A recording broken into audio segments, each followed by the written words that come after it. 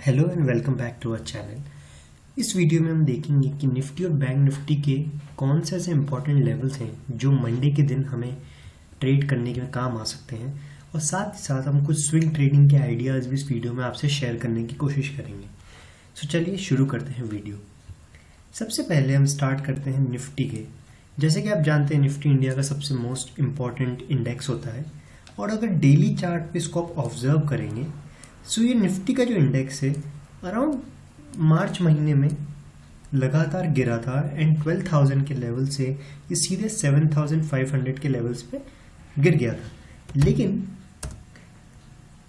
उसके बाद मार्केट्स में लगातार बाइंग आई है and from the levels of 7,500 Nifty around literally double हो चुका है and it went to somewhere close to 15,000 levels.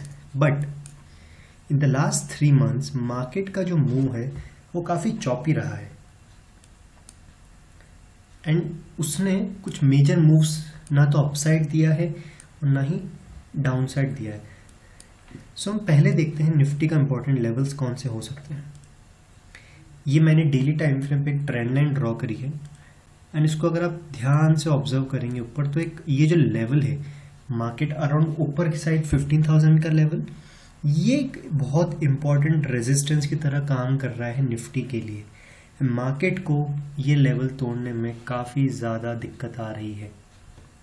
इसी के साथ साथ हम एक नीचे की तरफ भी एक लेवल्स का जानने की कोशिश करेंगे एंड अराउंड ये लेवल्स जो कि कह सकते हैं 14,600 और उसके बाद 14,450, ये जो दो इंपॉर्टेंट लेवल्स हैं यहाँ पे निफ्टी लगातार रुकने की कोशिश कर रहा है। अब हम निफ्टी को छोटे टाइम फ्रेम पे देखने की कोशिश करते हैं कि कल यानी कि मंडे के दिन कौन सा इंपॉर्टेंट लेवल्स हैं जो आपके काम आ सकते हैं।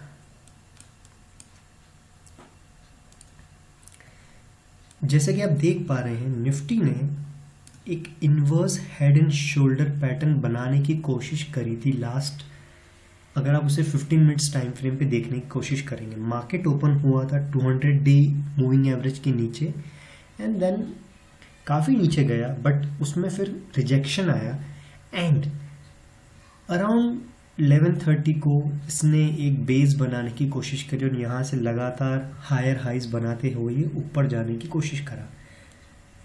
अब हम देख लेते हैं कि अगर मंडे को गैप डाउन या गैप अप ओपनिंग होती है, इन दैट केस हम किस तरीके से अपने ट्रेड को प्लान कर सकते हैं। इन केस मार्केट ओपन होता है इस लेवल के नीचे 14,600, then we would look to short the market और short the Nifty and in that case our target should be maximum 14,460।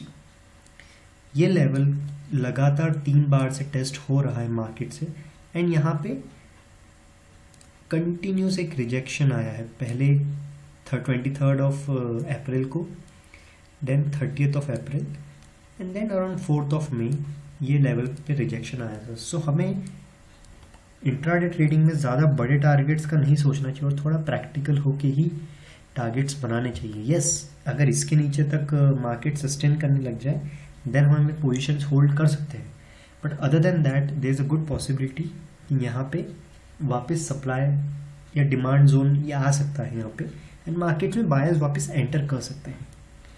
Now in case market opens gap up then हमें ensure करना होगा कि 15 मिनट्स के टाइम फ्रेम में ये 200 EMA के ऊपर लगातार ट्रेड करें, because 200 EMA is a very very important level which was acting as a resistance for the Nifty.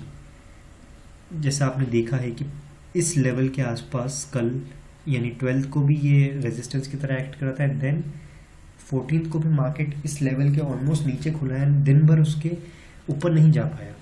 So in a case market opens above this level we would look to buy the market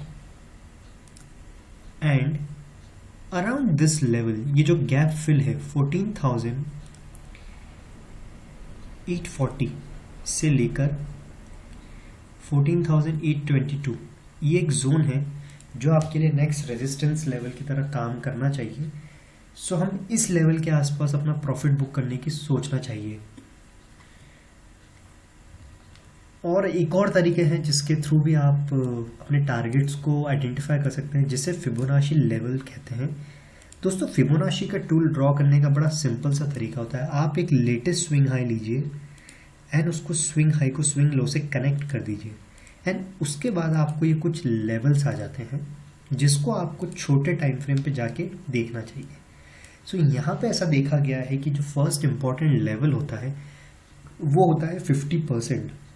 so इस chart के हिसाब से अगर आप जाएंगे, सो 50% का जो level है वो आ रहा है 14,780 पे, एंड देन उसके बाद जो नेक्स्ट इम्पॉर्टेंट लेवल होता है वो होता है 61%, जो कि हमारा जो सप्लाई जोन हो रहा है 18 to 50 का, उसके आसपास ही आता है।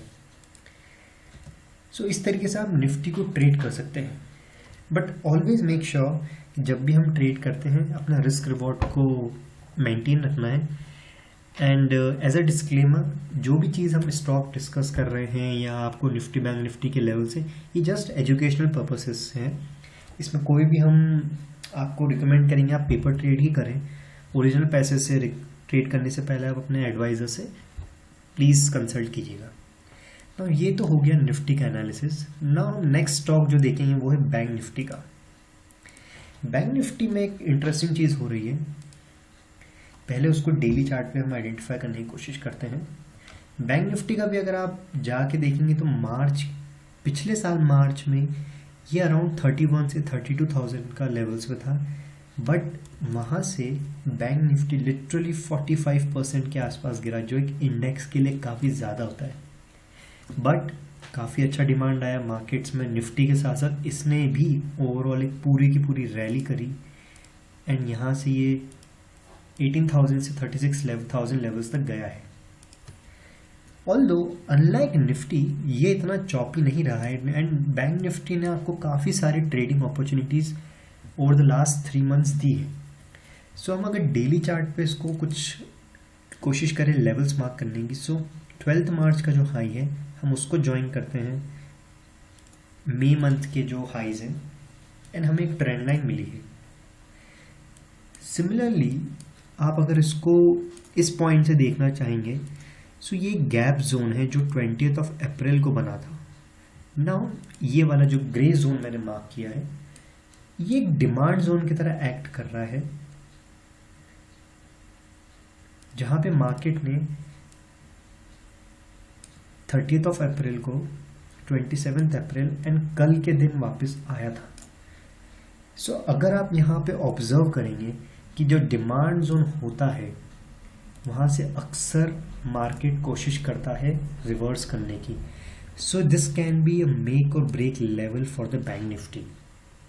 अब बैंक निफ्टी को हम छोटे टाइम फ्रेम पे जाके स्टडी करने की कोशिश करेंगे कि कल के दिन भी जब बैंक निफ्टी इस लेवल के आसपास आया था, यहाँ पे इसने एक हैमर पैटर्न बनाने की कोशिश करी, उसके बाद ये ऊपर गया, फिर वापस इस लेवल्स के आसपास अराउंड 32,300 लेवल के आसपास इसने रिजेक्शन फेस किया। सो हम अब देखते हैं कि पॉसिबल क्या ट्रेड किया जा सकता है। अगर मार्केट इस 31,800 के लेवल के नीचे ओपन होता है, देन हमें स्ट्रेट अवे बिना सोचे समझे शॉर्ट करने में दिक्कत नहीं आएगी, बिकॉज ये एक रिस्क रिवॉर्ड रेशियो के हिसाब से काफ़ी अच्छा लेवल्स होगा। बट अगर मार्केट कहीं भी इस ग्रे जोन के अंदर खुल रहा है, then this is a no trade zone, because आपको समझना होगा जब भी मार्केट में कोई एक इम्पॉर्टेंट लेवल मार्केट वापस विजिट करता है, उसमें जो लोग पहले बाय करके बैठे होते हैं वो लोग फंसे हुए होते हैं। सो वो लोग किसी भी तरीके से उस पॉइंट पे स्टॉक से एग्जिट करना चाहते हैं या उसमें वापस री एंटर करना चाहते हैं। So as a trader of index, यानी अगर आप निफ्टी और बैंक निफ्टी ट्रेड कर रहे हैं, आपको केवल तभी ट्रेड करना है जब मार्केट में कुछ बड़ा मूव्स आ रहा है, because most of the retail public जो आप वीडियो देख रहे होंगे वो ऑप्शन बाइंग ही करते होंगे, ना कि option selling. And option buying का एक सबसे बड़ा प्रॉब्लम है कि अगर आप ऑप्शन बाइंग को बिना मोमेंटम के करेंगे सो आप हमेशा पैसा लूज करेंगे। सो हम एक देखते हैं कि कौन सा नेक्स्ट लेवल बैंक निफ्टी के लिए इम्पोर्टेंट हो सकता है।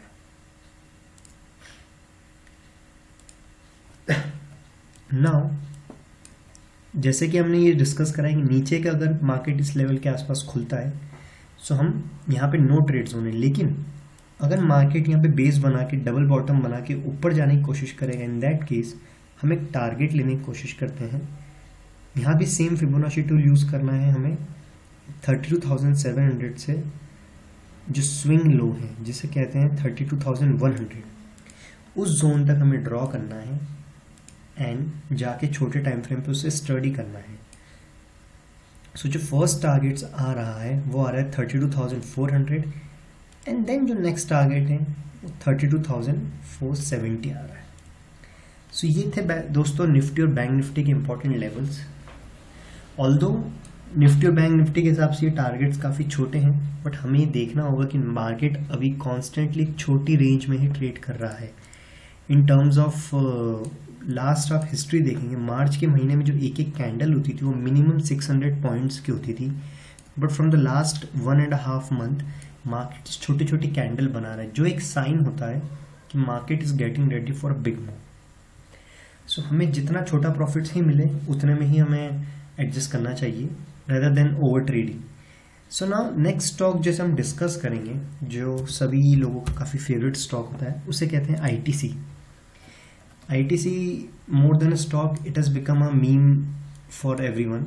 नाउ इसका हम देखते हैं कि इशू क्या आ रहा है। मेन फंडामेंटली काफ़ी सारे इसमें कंपनी में इश्यूज हो सकते हैं या नहीं भी हो, लेकिन जो मोस्ट इम्पॉर्टेंट चीज़ है टेक्निकली कि 200 का लेवल जो होता है वो कॉन्स्टेंटली एक सपोर्ट की तरह एक्ट कर रहा है फ्रॉम द लास्ट 6 मंथ्स, जिसके कारण एटलीस्ट निफ्टी गिर नहीं रहा है या आईटी से गिर नहीं रहा है।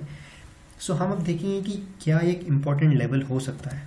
सबसे पहले ऑन द डाउन साइड हमें श्योर हो गया है कि जो ग्रे जोन है, जो 200 से लेकर 205 रुपये का लेवल है, वो आपके लिए एक इम्पॉर्टेंट डिमांड जोन या सपोर्ट की तरह एक्ट करेगा हमेशा। सो डाउन साइड स्टॉक में लिमिटेड है, बट ऑन द अपसाइड यहाँ पे एक मेजर हर्डल्स जो आ रहे हैं, उसमें पहला हर्डल है 222 का लेवल एंड देन 240 का लेवल।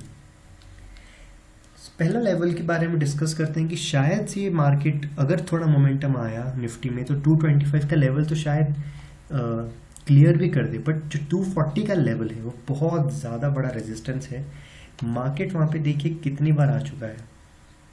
जून 2019 में आया, देन दिसंबर 2019, देन 11 जनवरी को आया है एंड 2017 में तो कई बार आया था वो। सो जब भी कोई एक लेवल इतनी बार विजिट किया जाता है, मार्केट को या किसी स्टॉक को वो लेवल क्लियर करने में काफ़ी ज़्यादा टाइम लगता है। So unless and until there is something good quarterly result, इस स्टॉक को लंबा जाने में दिक्कत आ सकती है, बट यू नेवर नो। फिलहाल के लिए आप देख सकते हैं ये एक इम्पॉर्टेंट हर्डल है ट्रेंड लाइन।